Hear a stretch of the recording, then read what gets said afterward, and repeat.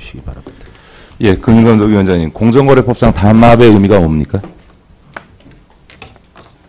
경쟁 제한 행위로 그렇게 이해를 하고 있습니다. 예, 그 가격의 유지를 위해서 그 두 개 이상의 사업자가 상호 합의를 해서 가격 유지 행위를 하는 거죠.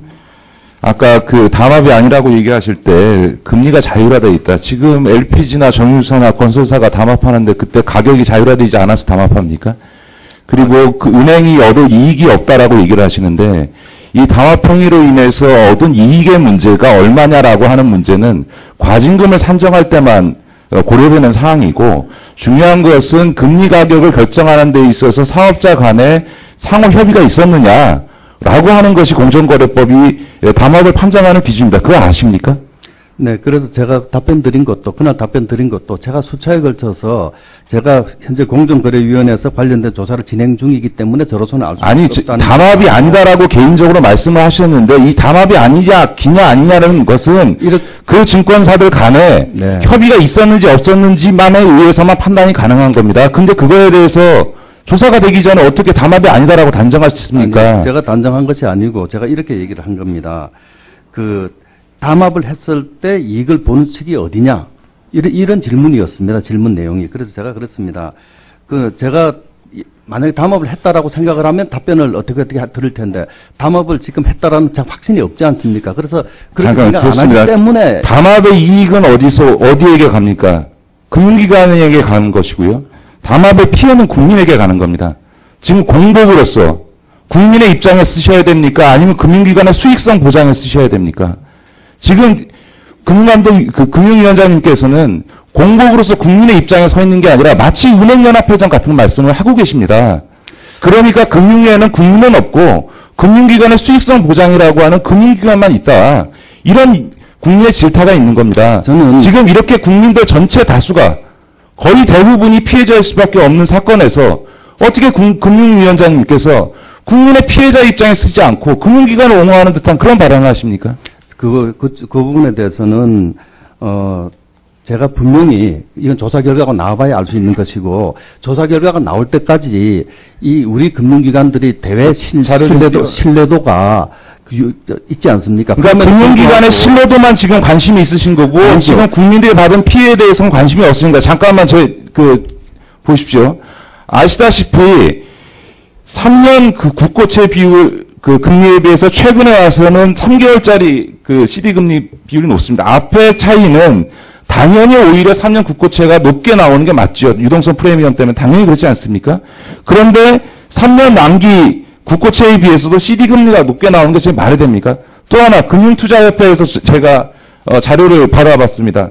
그래서 보니까 평균 금리로 결정이 된다. 그러니까 호가의 평균이라고 돼 있는데 실제로 받아보니 지금 한번 계속 넘겨봐 주십시오.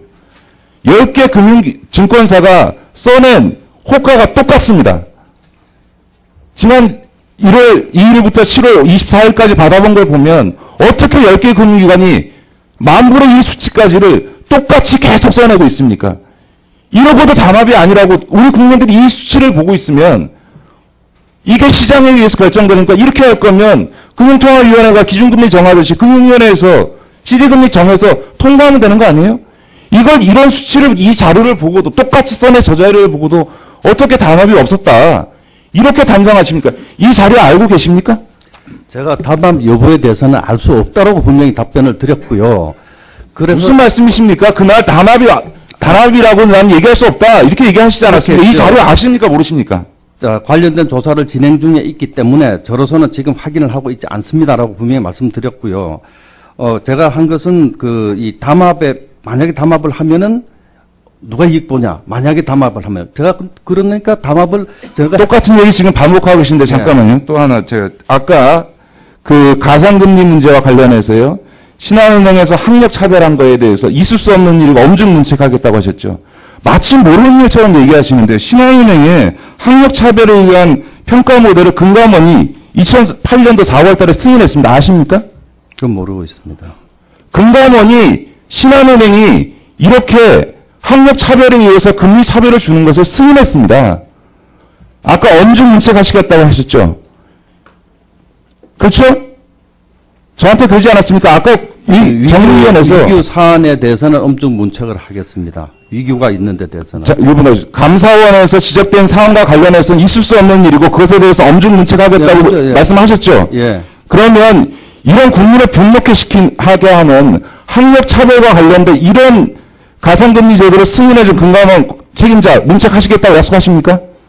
그거는 제가 사안을 다 점검을 해봐야 되겠습니다. 제가 법률적으로. 그거 확인하셔서 네. 오후에 보고해 주십시오. 예. 그러지 않으면 아까 엄중 문책하시겠다는 거는 그냥 모면하시기 위한 면피성 발언밖에 안 됩니다. 금감위원장님 말씀. 지금 금감원에서요. 은행의 경영평가를 할 때 예대 마진율을 높게 잡을수록 우수를 판정하시죠. 예, 순이자 마진율. 아니, 국민의 입장에서 보면 예대 마진율이 높아가지고 맨날, 예금금리가 낮은데 대출금리는 높아가지고 불만인데요.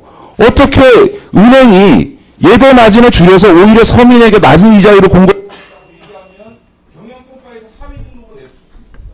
오히려 금감원이 예대 마진율을 높게 잡아줘야 경영평가에서 우수 등급을 주니까 예대 마진율을 낮추려고 해도 그 금감원의 지침 때문에 예대 마진율을 못 낮추는 거 아닙니까? 다시 말해서 금융감독원은 금융회사의 이익만을 생각하고 있는 거지 그 높은 예대 마진율로 인해서 정말 가계부채로 고통받는 국민들이 더 많은 대출 이자를 물어야 되는 건 아무런 안중이 없는 거 아닙니까?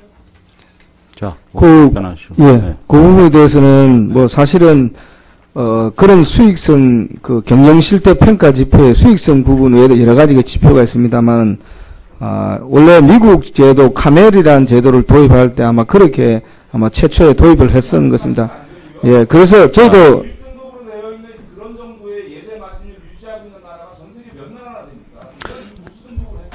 그래서 오히려 지금 시중은행들이 우수 등급을 못 받고 있습니다.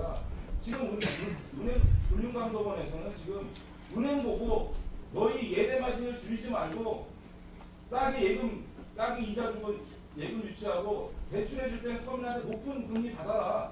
라고 지금 경영평가 지침을 내리고 있는 겁니다. 자. 금융감독원이 국민을 위해서 서민을 위해서 가계부채 대책이라는 걸 뭐하러 내놓습니까? 예. 의원님, 그래서 저희가 이번에 그 부분은 그 평가 지표에서 삭제를 하려고 그렇게 생각하고 예. 있습니다. 자, 몇년 동안 그 정책 때문에 위원님, 김기식 위원님. 지불한 서민들한테 뭐로 책임지시겠습니까? 예. 이 마이크가 꺼지면 방송에 아무 소리가 안 나갑니다. 그거 참조하시고 오후에 추가로 질문해 주시면 감사하겠습니다. 우리 존경하는 이종걸 위원님 질의하시겠습니까? 예.